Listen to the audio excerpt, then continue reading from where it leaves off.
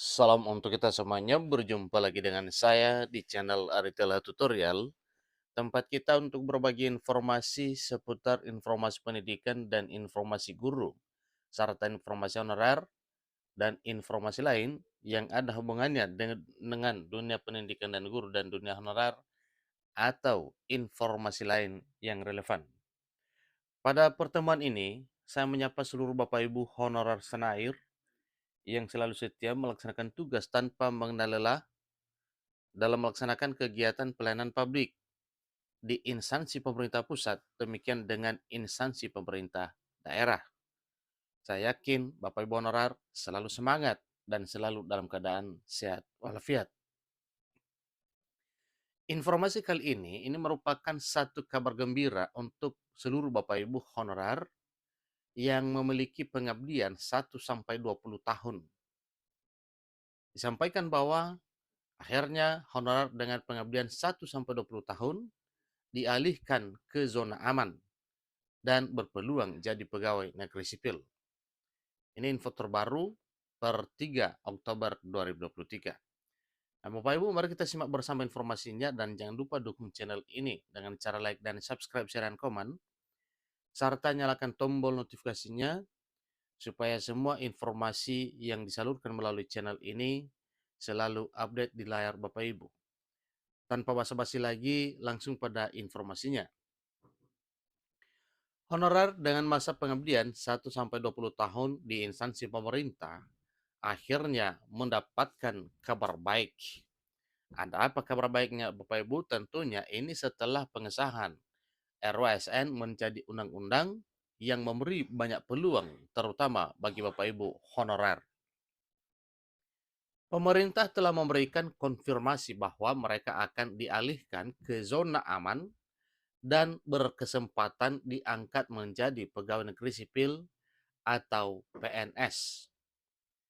Namun, tidak semua honorer bisa langsung diangkat menjadi pegawai negeri sipil, karena ada beberapa syarat yang harus dipenuhi berdasarkan peraturan pemerintah nomor 49 tahun 2018 tentang manajemen pegawai pemerintah dengan perjanjian kerja atau tentang manajemen P3K.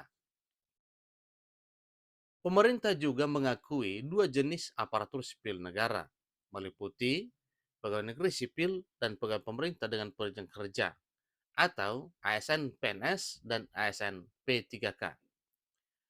Berdasarkan surat Menteri Penanggulangan Aparatur Negara dan Reformasi Birokrasi, Menpan RB nomor B garing 165 garing M titik SM titik 02 titik 03 garing 2022 beredar isu bahwa ada pengangkatan honorer menjadi pegawai negeri sipil meskipun para honorer masih harus memenuhi syarat administrasi yang ditentukan. Jadi itulah terkait dengan surat edaran Menpan RB dengan nomor B165 2022.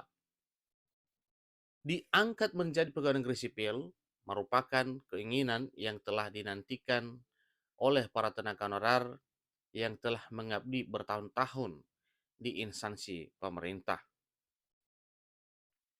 Pengangkatan honorer menjadi pegawai negeri sipil juga ini merupakan misi pemerintah dalam rangka penuntasan nasib tenaga honorer yang belum mendapatkan pengakuan atas kerja keras mereka. Ingat Bapak Ibu ya, hal ini merupakan satu pengakuan atau merupakan misi pemerintah dalam rangka penuntasan nasib tenaga honorer yang belum mendapatkan pengakuan atas kerja keras mereka selama ini. Dalam memutuskan tenaga honorer yang dapat diangkat menjadi pegawai negeri sipil, pemerintah melihat faktor usia dan masa pengabdian honorer sebagai pedoman pengangkatan menjadi aparatur sipil negara. Jadi melihat banyaknya honorer yang mengabdi di instansi pemerintah selama bertahun-tahun namun belum juga diangkat menjadi aparatur sipil negara, pemerintah harus memberikan perhatian khusus kepada mereka yang peningkatan pelayanan publik di Indonesia. untuk peningkatan pelayanan publik di Indonesia.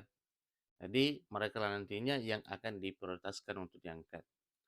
Jadi pemerintah telah menyepakati kebijakan reformulasi yang diciptakan bagi honorer dengan masa pengabdian tertentu dan mengakomodir tenaga honorer yang sudah lama mengabdi melalui kebijakan reformulasi atas keputusan dari Presiden.